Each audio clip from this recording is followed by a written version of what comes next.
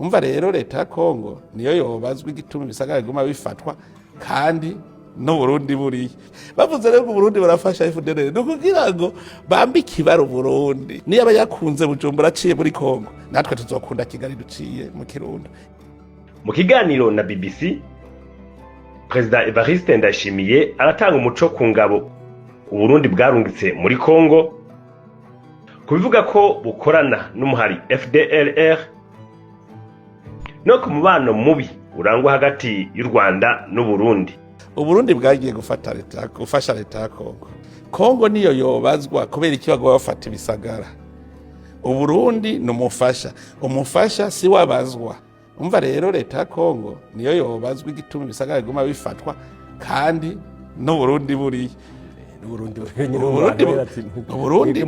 ega ntihagiye Uburundi twarungitse inteko mbere muri Kongo niho hariyo bakeyi kuba dufise muri Somalia mugabo twe twamadushikiye yanzira twari dufise yuko muri Kongo hazoba amahoro habaye ibiganiro. U Rwanda rurabagiriza neza rutari imunwa yuko mukorana na FDLR umuhari bavuga yuko wasize ukoze ihonyabwoko mu Rwanda. Bimwe bavuga ngo umwasi wawe aca umukunzi.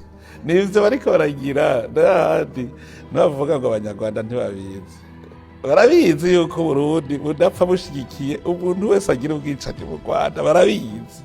Umushikira gaci kabarebe umuntu tuzinanye anzi n'ingene bimeze yaranyagirije neza ko cesha kugira ihonyabwoko y'abanyamurenge yuko nagirisheje inama bahutu mugabanyamurenge nabo twirigwana tuvugana mukaranyambika iryo baragusa kugira ngo amakungu abone Burundi nabi bavuze rero ko Burundi barafasha FDLR no kugira ngo bambike ibaro Burundi nico gituma je namugabishije umunsi bazodutera no Rwanda ruduteye abarundi dushaka kwemera gupfa kugira abanyekongo bicwa twe tuzopfa turiko turagwana kuko abarundi n'abagwanyi niyo abayakunze Bujumbura aciye muri Kongo natwe tuzokunda Kigali duciye mu Kirundo.